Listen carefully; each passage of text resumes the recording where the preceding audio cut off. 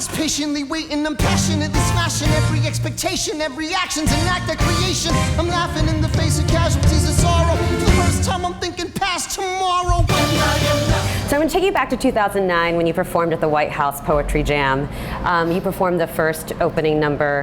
Back then, did you ever think that the music itself would become a worldwide phenomenon? No, I was just hoping to finish the second song at that moment. But you know, it's interesting.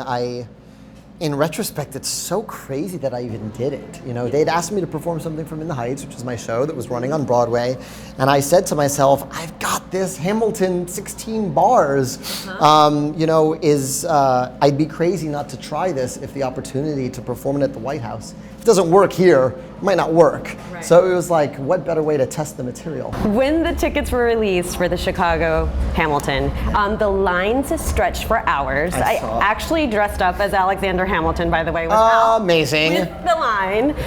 Were you surprised by that? And how do you feel about the way Chicago's embraced you? It's been incredible. I mean, literally walking down the street, you can feel it. You can see those banners, you know, along the loop, and it's really wild. I mean, it's really exciting because, you know, you guys are a really big theater town. So, you know, I would expect the attitude to be like, all right, New York, show me what you got. But it's been such an incredible embrace. So I feel really happy about that. Have you been really involved with the Chicago cast and casting everyone? Yeah, we started casting Chicago like the day after we opened on Broadway. You know, we knew the skill set for the show is very difficult. You know, they don't teach hip hop in musical theater conservatories. And the sheer magnitude and volume of the lines, like what was the advice you gave to Miguel Cervantes? Pee during King George's song. It's the only chance you're going to get. It's a beautiful song, though. Yeah, it is a beautiful song. You'll have plenty of chances to listen to it. Go pee. You don't get another chance in all of Act 1. Well, I saw you receive the SIBO Award in Humboldt Park, and it felt like the moment that you lit up the most was when students were performing from In the Heights and from Hamilton. Is that what you love seeing and feeling? I fell in love with theater by doing theater in high school. You know, you learn the values you learn when you're making something in theater, when it's not for credit, and you learn about making something for the sake of making it, and about collaboration and about teamwork, and you make friends in other grades so that when there's drama in your grade and you're 15 and you're feeling all the feelings, you can go hang out with your friend in another grade where they don't care. It's your refuge. You're absolutely your refuge, and it saved my life. So the fact that this is, you know, like, how did it save your life? Well, just in that sense. I mean, in the sense of like, it was how I defined who I was. I didn't think of the school year in terms of semesters. I thought of it as play in the fall, musical in the winter, student-written shows in the spring, and it was just you create your own community of people who sort of share your values and want to make something cool instead of just hanging out, which is what so much of high school is about. So Pulitzer, Tonys, Grammys, MacArthur Genius Grant, which is based in Chicago. Yes. Is your legacy tied to these awards and achievements, or is it something different for you? That's all gravy. That's all, you know, the work is, you know, name 10 Pulitzer winners. I bet you can't. And so it has nothing to do with that. It's about making work that you hope affects people's lives and makes their day a little better. That's the stuff that survives, you know. That's what the only thing you can control. When you hear people say that you're a genius, how does that make you feel?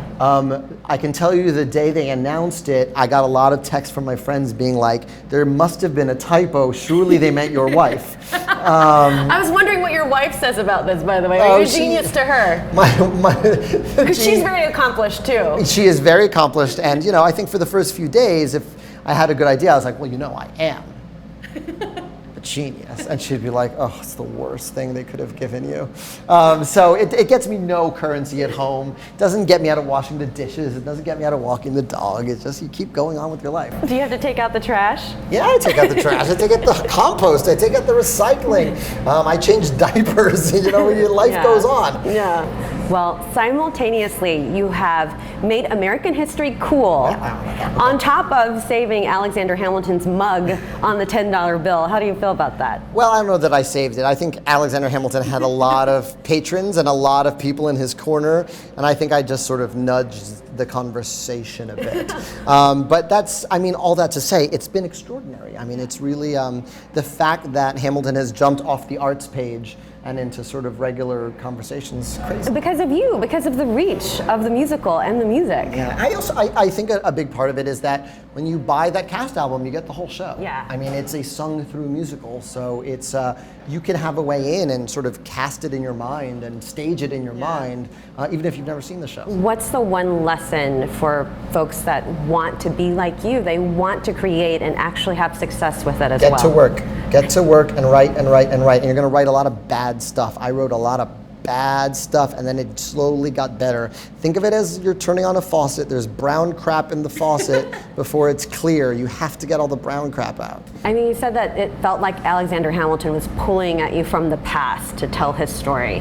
Has it been a little weird to separate yourself from him? Did you feel like the same person sometimes? No. It's not as mystical as all that. But I think that when you're faced with the facts and figures of his life, it forces you to go, well, man, I'm 28 years old when I picked up that book.